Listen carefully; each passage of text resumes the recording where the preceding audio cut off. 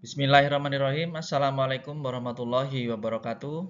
Saya Widianto NPM 25710008, program studi Magister Manajemen, mencoba memenuhi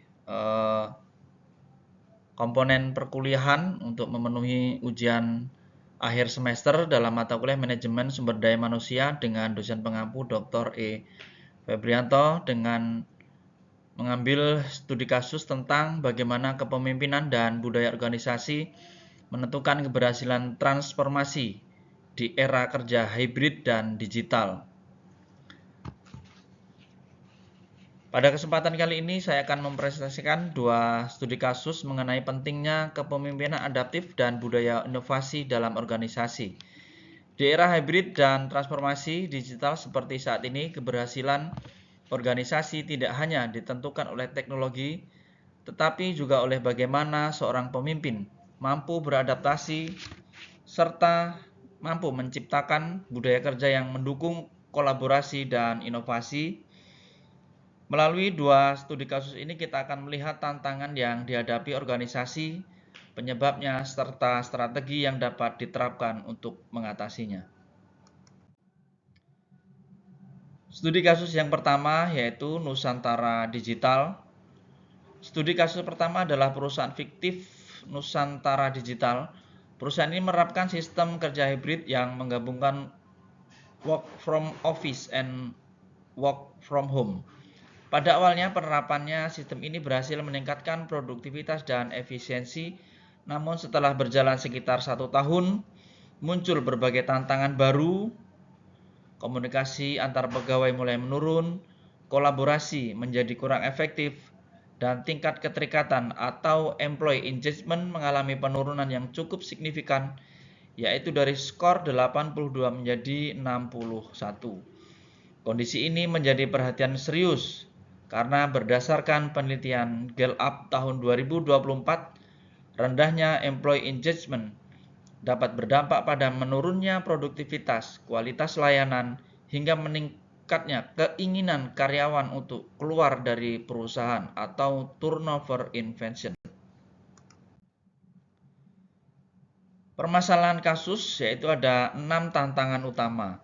Dari studi kasus terdapat 6 permasalahan. Yang pertama, employee engagement menurun drastis. Kedua, komunikasi menjadi kurang efektif karena koordinasi berlangsung secara virtual sehingga sering terjadi miskomunikasi. Ketiga, kolaborasi tim juga melemah. Keempat, gaya kepemimpinan belum mampu beradaptasi. Kelima, muncul stres dan burnout akibat digital fatigue karena batas antara pekerjaan dan kehidupan pribadi semakin kabur. Dan yang terakhir, perusahaan menghadapi risiko kehilangan talenta muda, terutama generasi milenial dan Gen Z yang lebih menghargai fleksibilitas, makna pekerjaan, dan kepemimpinan yang suportif. Selanjutnya, analisis kasus pertama. Jika dianalisis lanjut, akar masalah berasal dari faktor internal dan maupun eksternal. Dari sisi eksternal, gaya kepemimpinan masih bersifat command and control, sehingga kurang sesuai dengan kebutuhan kerja hybrid. Komunikasi yang masih satu arah membuat karyawan kurang dilibatkan dalam pengambilan keputusan. Selain itu, penghargaan terhadap kontribusi karyawan juga masih sangat rendah. Sedangkan dari sisi eksternal, perubahan pola kerja setelah pandemi membuat karyawan menginginkan fleksibilitas yang lebih besar.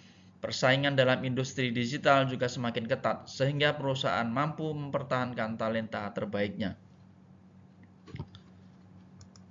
Selanjutnya, solusi untuk kasus yang pertama. Untuk mengatasi berbagai permasalahan tersebut dibutuhkan kepemimpinan yang adaptif. Pertama, pemimpin harus menunjukkan empati. Kedua, pemimpin perlu memberdayakan tim. Ketiga, organisasi harus membangun psychological safety, yaitu lingkungan kerja yang membuat setiap orang merasa aman, menyampaikan ide maupun mengakui kesalahan tanpa takut disalahkan. Dan yang terakhir, Komunikasi harus diperkuat melalui weekly meeting, town hall bulanan, dan budaya feedback dua arah yang dilakukan secara konsisten untuk menjaga komunikasi semakin kuat. Selanjutnya, strategi atau roadmap implementasi dan indikator keberhasilan. Selanjutnya adalah strategi implementasi yang dibagi menjadi 3 tahap. Yang pertama, jangka pendek. Perusahaan dapat melakukan survei keterlibatan karyawan, memberikan apresiasi, dan mengadakan kegiatan team building. Pada jangka menengah, fokus diarahkan pada pelatihan kepemimpinan, coaching, dan mentoring. Kemudian yang ketiga adalah jangka panjang, perusahaan membangun budaya kolaboratif serta memperbaiki sistem penilaian kinerja agar lebih berorientasi pada hasil dan kolaborasi. Selanjutnya, studi kasus pada PT Hijau Lestari. Studi kasus kedua membahas PT Hijau Lestari, sebuah perusahaan manufaktur yang ramah lingkungan yang sedang menjalankan transformasi digital dan ESG. Permasalahan utama perusahaan ini bukan pada teknologi, melainkan budaya organisasinya yang meskipun banyak ide yang muncul dari karyawan, hanya sekitar 5% yang berhasil diimplementasikan. Hal ini terjadi karena budaya organisasi terlalu hierarkis, birokrasi yang panjang, dan adanya ketakutan terhadap kegagalan. Akibatnya kreativitas karyawan tidak berkembang secara optimal. Permasalahan dan dampak kasus pada kasus kedua. Permasalahan utama pada perusahaan adalah rendahnya partisipasi program inovasi. Karyawan enggan mengambil resiko karena kegagalan sering dianggap sebagai kesalahan. Selain itu, proses pengambilan keputusan sangat terpusat sehingga terlambat implementasi ide-ide baru. Kondisi ini juga menyebabkan banyak talenta muda memilih meninggalkan perusahaan. Dalam jangka pendek, dampaknya adalah menurunnya motivasi dan lambatnya proses bisnis. Sedangkan dalam jangka panjang, perusahaan dapat kehilangan daya saing dan gagal menjalankan transformasi secara optimal dan melalui transformasi digital. Seperti yang disampaikan Edmondson, tanpa adanya psychological safety, organisasi akan sulit menghasilkan inovasi yang berkelanjutan. Peran Direktur Sumber Daya Manusia. Dalam kondisi ini, Direktur Sumber Daya Manusia memiliki peran yang sangat penting untuk membangun budaya safe to fail. Langkah pertama adalah mengubah cara pandang bahwa kegagalan merupakan bagian dari proses pembelajaran, bukan sesuatu yang harus dihukum. Langkah kedua adalah menyediakan ruang eksperimen seperti Innovation Lab, hackathon internal, maupun pilot project sehingga ide dapat diuji secara terukur.